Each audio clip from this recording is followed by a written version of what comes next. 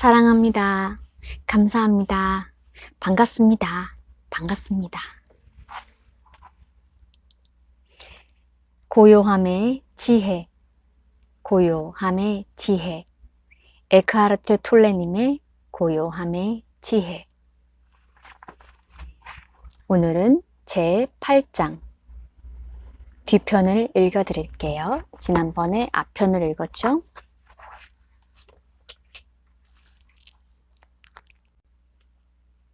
당신은 사소한 관계에서 똑같은 일이 자주 되풀이되는 것을 느끼는가? 당신은 가까운 관계에서 똑같은 일이 자주 되풀이되는 것을 느끼는가? 사소한 의견의 불일치가 종래에는 격한 싸움으로 번져 감정적 고통을 겪는가? 이런 일의 근저에는 에고의 기본적 습관이 깔려 있다. 바로 나는 당연히 옳고 너는 당연히 틀린 것이다. 또한 특정의 사물이나 사람과 주기적으로 대립하는 상황을 만들려는 에고의 습관도 한몫한다. 나와 남을 분리하지 않으면 살아남을 수 없는 것이 에고이기 때문이다. 뿐만 아니라 너나 없이 모든 인간의 내면에 누적되어 온 감정의 고통이 있다. 이는 개인의 과거에서도 오지만 아주 오랜 옛날부터 인류가 겪어온 집단적 고통의 체험에서도 온다. 내면의 에너지장인 이 고통의 몸은 때로 우리를 완전히 장악한다. 고통의 몸이 살아가려면 더 많은 감정적 고통이 필요하기 때문이다. 고통의 몸은 우리의 생각을 지배하여 극히 부정적인 것으로 만든다. 부정적 생각과 주파수가 딱 맞는 고통의 몸은 가까운 사람들을 자극하여 부정적 감정이 나오도록 부추긴다. 특히 파트너를 건드려 놓고는 눈앞에 전개되는 고통의 해프닝을 즐긴다. 삶을 너무나 힘들게 만드는 고통의 몸. 내 몸 깊은 곳에 자리한 고통과의 무의식적인 일체화에서 탈피하는 방법은 무엇일까?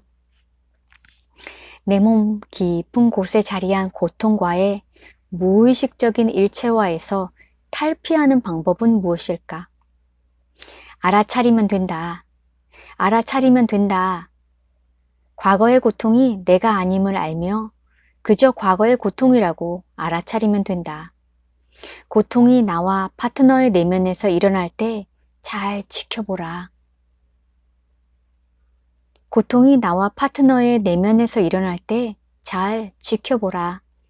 무의식적인 일체화를 깨어버리면, 그래서 내 안에서 고통의 움직임을 관찰할 수 있게 되면 고통으로 공급되던 에너지가 차단된다.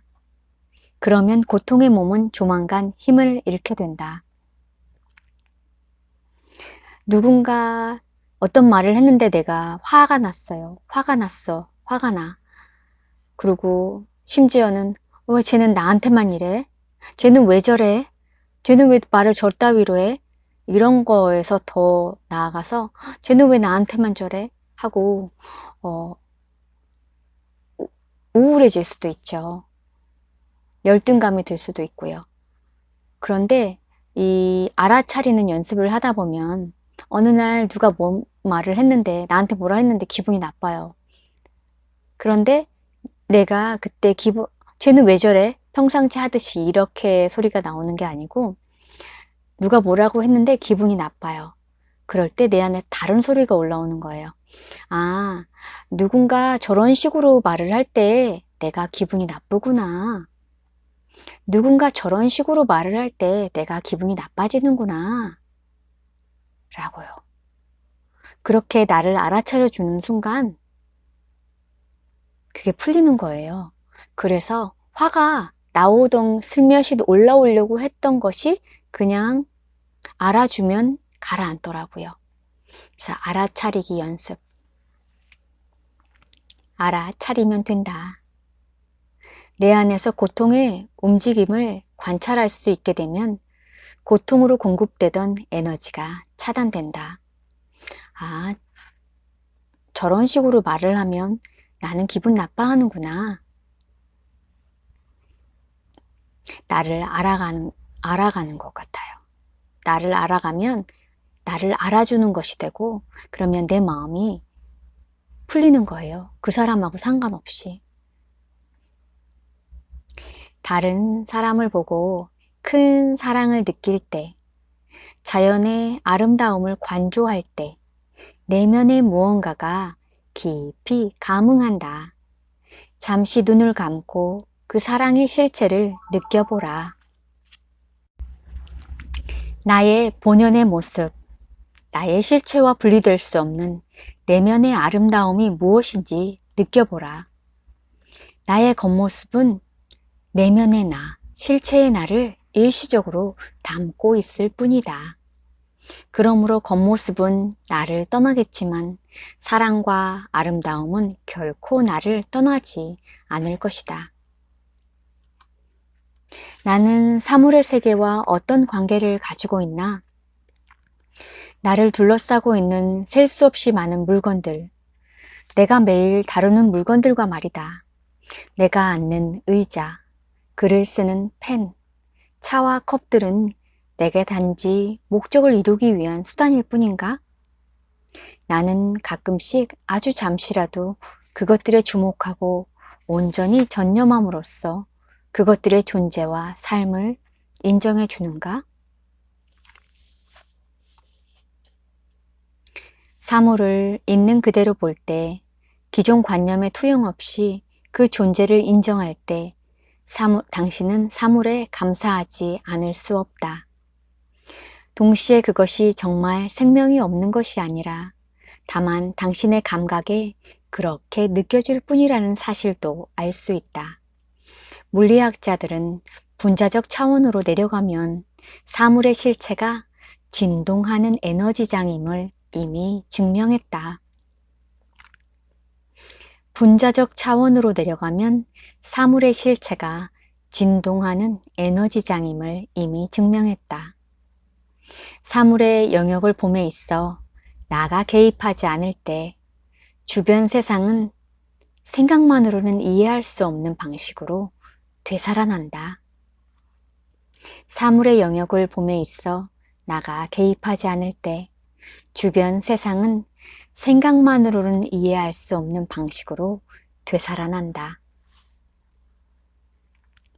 누군가를 만났을 때 비록 순간에 불과하더라도 당신은 그 사람에게 온전히 집중함으로써 그의 존재를 인정하는가? 아니면 그 사람을 다만 목적을 위한 수단으로 하나의 기능이나 역할로 격화시키는가? 슈퍼마켓 계산원과 당신의 관계는 어떠한가? 주차관리원은? 수선공은? 고객은? 잠시만 전념하면 충분하다. 그 사람을 바라보거나 그의 말을 들을 때 2, 3초 정도 생생한 고요함이 자리하면 된다. 우리가 평소 행하고 동일화하는 역할 이상의 실체적인 것이 나타나려면 그 정도면 충분하다. 모든 역할은 인간의 마음이라는 습관화된 의식의 일부이다. 온전한 전념을 줄 때 나타나는 것은 습관화되기 이전의 것이다. 나의 이름과 형상 밑에 있는 나의 실체이다. 이제 나는 더 이상 대본을 연기하는 배우가 아니다. 나는 현실에 존재하는 사람이 된다. 그 차원이 나의 내면에서 솟아오를 때 남의 내면에서도 같은 차원을 이끌어낸다. 물론 궁극적으로 남이란 없다. 나는 언제나 나 자신을 만나고 있을 뿐이다. 잠시만 전념하면 충분하다.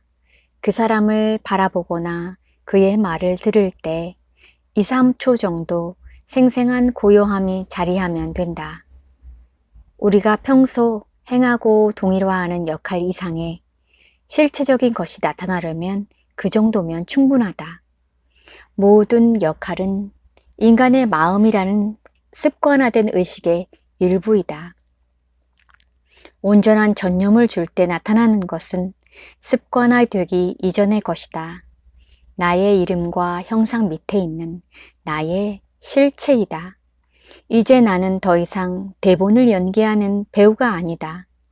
나는 현실에 존재하는 사람이 된다. 그 차원이 나의 내면에서 솟아오를 때 남의 내면에서도 같은 차원을 이끌어낸다. 물론 궁극적으로는 남이란 없다. 나는 언제나 나 자신을 만나고 있을 뿐이다.